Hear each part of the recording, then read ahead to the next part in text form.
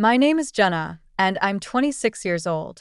My younger sister, Ashley, is 22.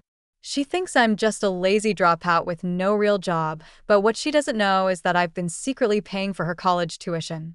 I never wanted her to find out, but that night at her party changed everything. The music was loud, the lights were dim, and Ashley's apartment was packed with her college friends. I sat in the corner, holding a cup of soda, watching everyone laugh and dance. I never really fit in with Ashley's crowd. They were all about expensive clothes, trendy bars, and social media fame. I preferred quiet nights, working on my laptop, and keeping my life private. Ashley spotted me and smirked. She was standing with a group of her friends, all dressed in designer outfits, sipping fancy cocktails. Then, loud enough for everyone to hear, she said, "Jenna, since you don't have a real job, at least make yourself useful. Clean the floor." Laughter erupted. My face burned with embarrassment. I gripped my cup tightly, feeling anger rise inside me, but I didn't say anything. I just stared at her, my heart pounding. She had no idea. No idea that the apartment she lived in was paid for because of me. No idea that while she partied, I worked long hours at my tiny desk. No idea that I had been sending thousands of dollars every semester to keep her in college. In that moment, something inside me changed. I put down my cup, turned around, and walked out of the party. I had made my decision. I was done paying for Ashley's tuition. I walked home that night with my mind racing. The cold night air didn't bother me. I was too angry to feel anything else. I had sacrificed so much for Ashley, and she had no clue. Worse, she treated me like I was worthless. That was the last time. The next morning, I logged into my bank account and canceled the automatic payments for Ashley's tuition. No warnings, no explanations. I just let it happen. A week passed, then two, and then it happened. One evening, while I was finishing up work at my desk, my phone buzzed. It was Ashley. I hesitated, then answered. "Jenna, my tuition payment didn't go through. I just got an email saying my account is overdue. Did mom or dad forget to send the money?" I almost laughed. Our parents hadn't been paying for her college. I had. But she never even questioned where the money came from. "Maybe you should call them and check," I said casually. I did. "They don't know what I'm talking about. The school says if I don't pay by the end of the month, I'll be dropped from my classes. This doesn't make sense." I leaned back in my chair, letting silence fill the call. She was panicking. "Good. Guess you'll have to figure something out," I said, then hung up. For the first time in years, I felt free. Days passed and Ashley's panic grew. She called me again and again. I ignored most of her messages, but when she finally texted, "Jenna, please, I don't know what to do," I felt something shift. Not guilt, satisfaction. She was finally facing reality. A week later, I saw her first real struggle. I was walking past a local cafe when I spotted her inside. She was wearing a work apron, taking orders behind the counter. Ashley had gotten a job. For years, she had never lifted a finger to support herself. She had spent money like it would never run out because I was making sure it didn't. Now I watched as she forced a smile, took a deep breath, and carried a tray to a customer's table. She looked exhausted, and that was just day one. A month passed. Ashley had tried everything. She begged my parents for money. She asked friends for loans. But college wasn't cheap, and she had no clue how to juggle work, bills, and school at the same time. Then, one night, she showed up at my apartment. Her hair was messy, her eyes tired. She wasn't wearing designer clothes anymore, just jeans and an old hoodie. Reality had humbled her. "Jenna, can we talk?" she asked, her voice quieter than I'd ever heard it. I crossed my arms. "Talk about what?" She hesitated. "I know I've been awful to you. I don't know why you're mad, but She swallowed hard. "I need help. I can't do this alone." For the first time in years, Ashley wasn't acting like she was better than me. She wasn't showing off, insulting me, or rolling her eyes. She was desperate. I should have told her the truth right then. I should have made her realize everything I had done for her. But instead, I asked, "Why do you think I owe you anything?" She blinked, surprised. Because you're my sister. I shook my head.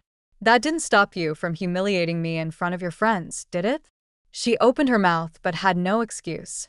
For the first time, Ashley had nothing to say. Ashley stood in my doorway, silent. She had always been quick with comebacks, but this time, she had nothing. I let the moment linger. I wanted her to feel it. You asked me to clean up the floor, she finally mumbled, shifting uncomfortably. I didn't think it was that serious. I scoffed. That's exactly the problem, Ashley. You didn't think. You never do. She sighed, running a hand through her messy hair. Okay, fine. I was a jerk. But I need help, Jenna. I don't have enough for tuition, and if I get dropped, I tilted my head. And whose fault is that? Her eyes flickered with confusion. What do you mean? I exhaled, crossed my arms, and finally said it. I was paying your tuition, Ashley. Not mom, not dad. Me. The room went still. Ashley blinked, then let out a short, nervous laugh. No, you weren't. Yes, I was. I grabbed my phone and pulled up my bank statements, scrolling through months of payments labeled with her university's name. Every single semester, every single payment. It was me. While you partied, while you insulted me, while you treated me like I was nothing, I was making sure you had everything. Ashley's face drained of color. No, that doesn't make sense. She shook her head, staring at the screen like it was some kind of trick. You don't even have a job. I let out a dry laugh. That's what you assumed. I have a remote job that pays well. I just never bragged about it like you do. Her lips parted, but no words came out. For the first time, Ashley saw me not as the lazy older sister she had mocked for years, but as the person who had quietly kept her entire future afloat. And now, I had let her sink. Ashley sat down on my couch, her hands gripping her lap like she was holding on to something fragile. You stopped paying because of what I said at the party? She asked, her voice barely above a whisper. No, Ashley. I stopped paying because I realized you don't respect me. I leaned against the counter. You never have. Tears welled up in her eyes, but I didn't soften. She needed to hear this. You thought I was a loser, that I had nothing going for me. But the truth is, I've been working my ass off so you could have an easy life. And what did I get in return? I gestured toward her. Insults, mockery. You humiliated me in front of your friends for fun. She wiped her eyes. I didn't know. That's the problem, Ashley. You never knew because you never cared to ask. Silence. I expected another excuse, another attempt to make herself the victim, but instead, she just sat there, face pale, like the weight of everything was finally hitting her. I could see the realization in her eyes. She had ruined this. So, what now? She finally whispered. I took a deep breath. That's up to you. But I'm done saving you. She nodded slowly, as if she already knew what my answer would be. And for the first time in her life, Ashley had to face the consequences of her actions alone. For the next few days, I didn't hear from Ashley. No calls, no texts, no surprise visits. Part of me expected her to keep begging or, worse, get angry and try to blame me. But she didn't. She disappeared into her own reality, forced to deal with a life she had never truly prepared for. And I, for the first time in years, felt free. No more logging into my account, watching my paycheck disappear into tuition fees. No more worrying about whether Ashley would be okay. She had never once thought about my struggles, so why had I spent so much time worrying about hers? But even as I tried to push her out of my mind, a small part of me wondered, was she really handling it? One evening, I stopped by the grocery store after work. As I walked to my car, I spotted someone sitting on the curb near the parking lot entrance. Ashley.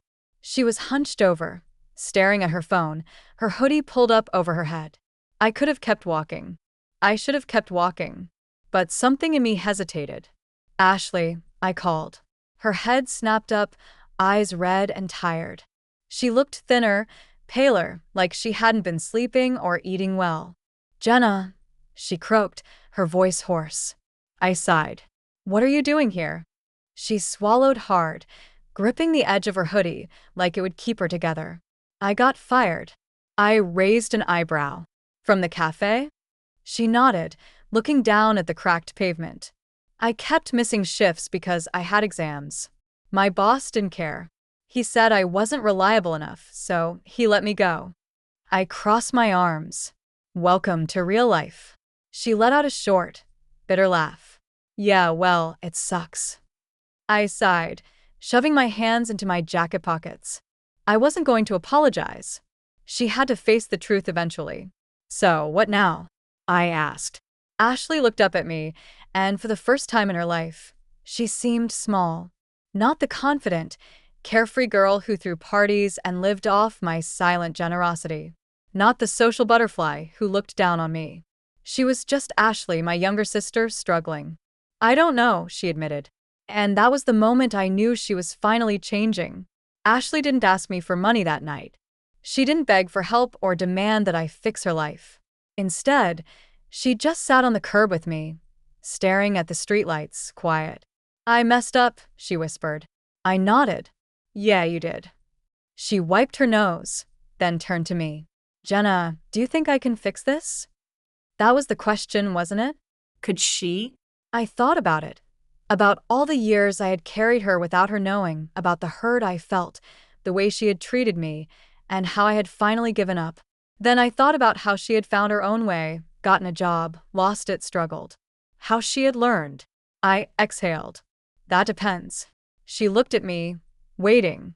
Are you finally ready to stop acting like the world owes you something? She hesitated, then gave a small, tired nod.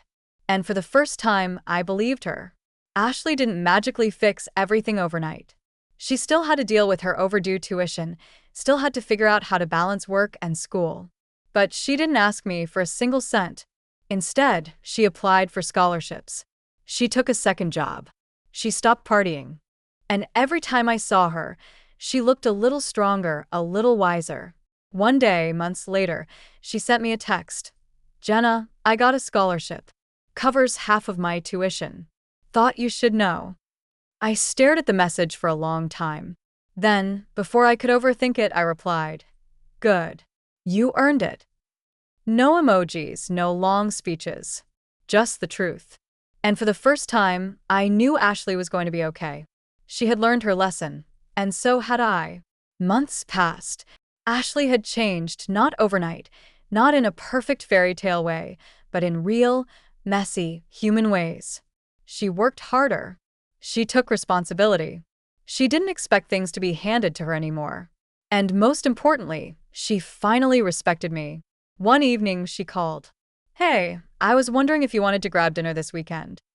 I raised an eyebrow. Since when do you ask me to hang out? She hesitated. Since I realized I actually like being around you. That was new. Your treat. I teased. She laughed. Yeah, my treat. I smiled. It wasn't about the money. It was about effort. For once, Ashley was giving instead of taking. I showed up to dinner, expecting it to be awkward.